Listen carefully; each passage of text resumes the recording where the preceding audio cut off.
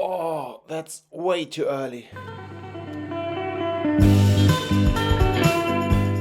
As you can see, I'm back on the road, and I had dreamed about this trip for so long. After months of planning and carefully coordinating with my friends Charlotte and JP, it was finally happening. 3 flights later, I arrived on a remote and deserted island. I was back on water, this time for more than 32 days.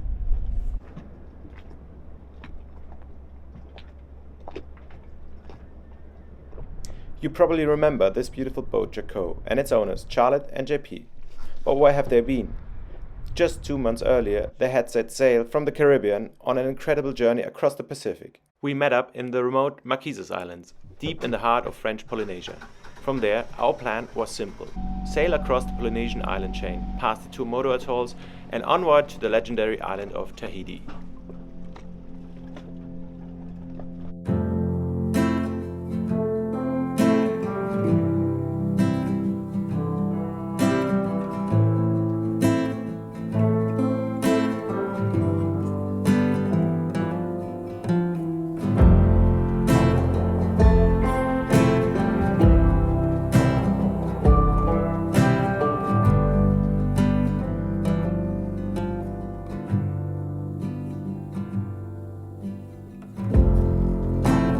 Monsters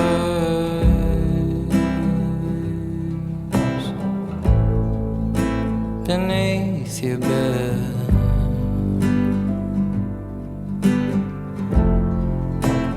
what's real, what's in your head?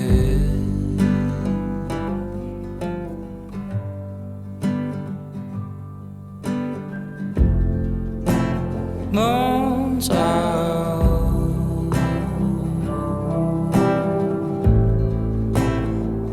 my mother's house is empty. Come and find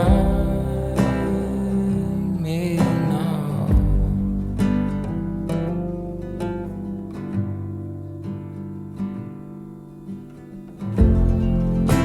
Sweet heat,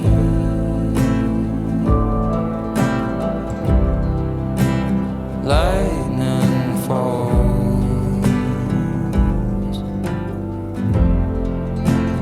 blue crack of light. The first week was pure exploration, chasing crabs, harvesting coconuts, and surfing small waves. Calling you to say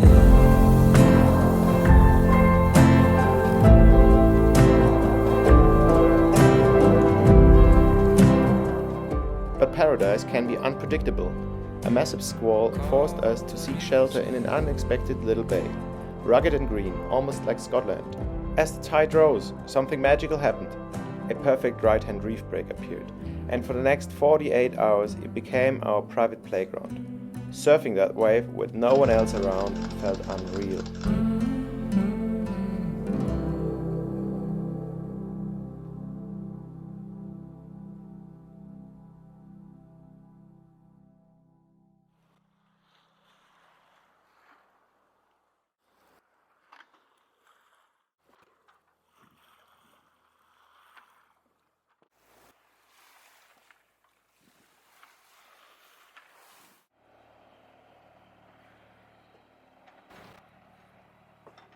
Eventually, it was time to move on. A promising weather window opened up for our next passage. A 4-day sail covering 500 nautical miles to the Tuamotu Atolls. With an early wake-up call and a final check on the boat, we set off. The Marquesas Islands provided shelter from the swell, while a steady breeze pushed us forward effortlessly. This was it, the adventure we had been waiting for.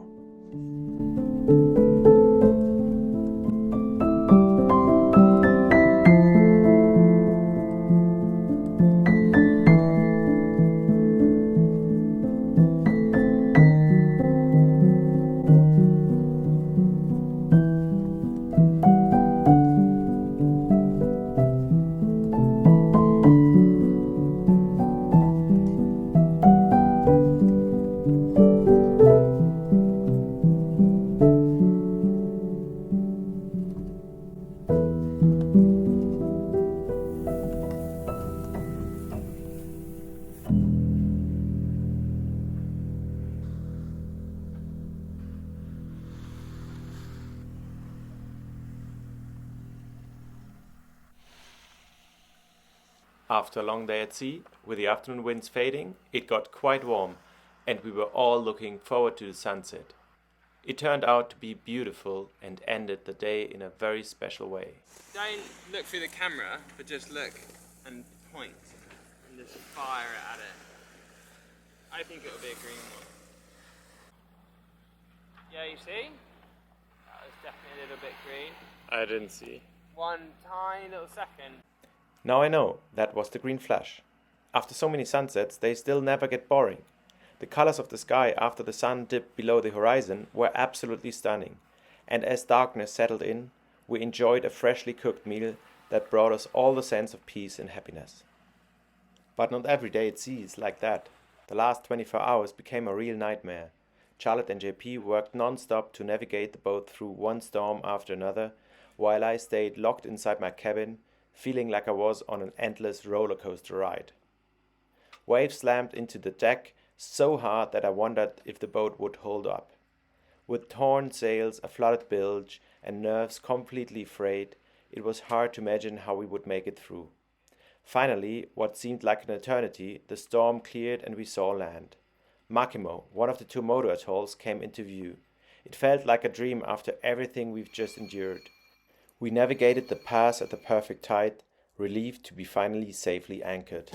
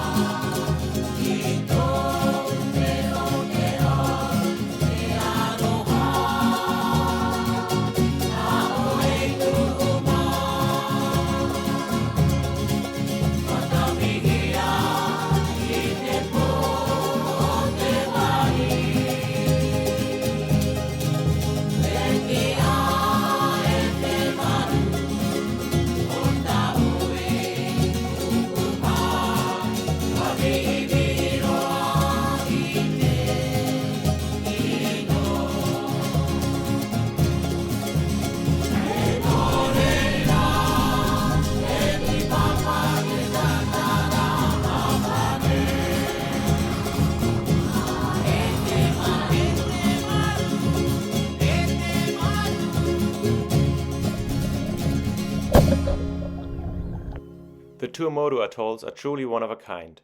The locals are incredibly friendly and happy, despite the constant threat of rising sea levels that endanger their homes. The waters are crystal clear, the wildlife is incredible, and the lush reef passes are as crowded as Tokyo during rush hour. But the real reward was what we came for: surfing perfect empty reef breaks, sharing the waves only with the true locals.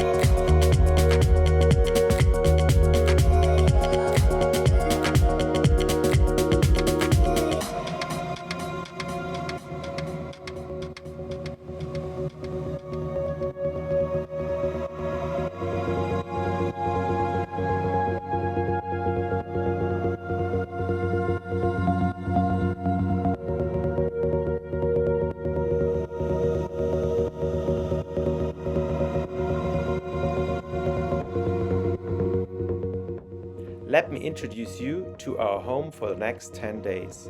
Nestled among palm trees, turquoise waters, and white sandy beaches. We found a mooring for Jacqeau with just an elbow space underneath the keel, offering the best views around. Sheltered from all winds, surrounded by hundreds of fish, just a swim away from the island, and a paddle away from the area's best surf spot.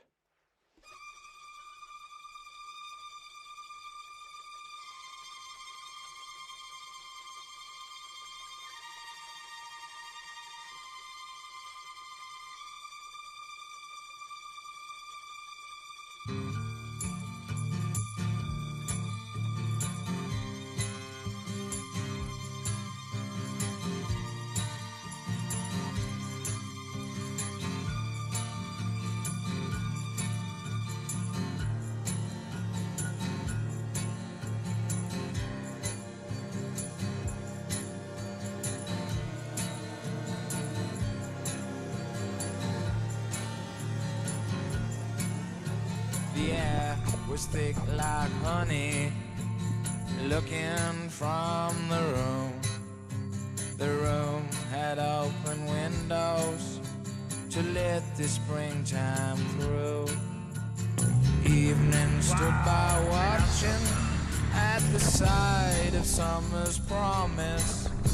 The flowers in her garden were the envy of her friends. How far are we from dying? Is it merely at an end? How far are we from dying? Is it merely at an end? The smoke hung on the skyline. The city fell in silence. The sunset ripe and mellow was the light to write some thoughts by. The children watch for father from their window in the wall. Said a prayer for grandpapa and maybe many more. Somewhere in the distance, on the roofs so far away, I heard the sound of life, though the people left for home. After a week of endless waves, knowing every local and every corner of the atoll, we were finally ready to set sail for Tahiti.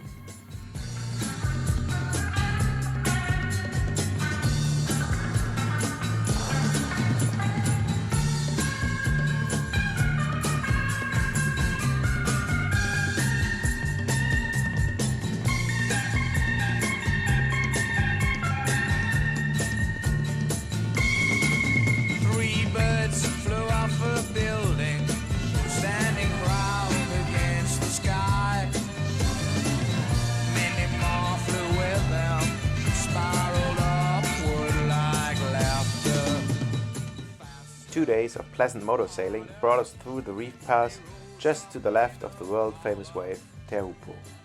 We had saved the best for last, an unforgettable solo surf session in actually great conditions. 4 miles across, stretched a million miles high. The living pulsing column in the lady of the sky. Feathers thrashed together, locked in that huge one. I knew no one could see it, and now that it was gone, I rubbed my eyes and tried to find a reason for the flight. On the way to the airport, I couldn't help but feel grateful, not only for the opportunity to afford this trip, but also for having the right friends who welcomed me aboard their boat and handled all the sailing. Creating this film is the least I could do to show my appreciation, and I know French Polynesia and its locals will stay forever in our hearts.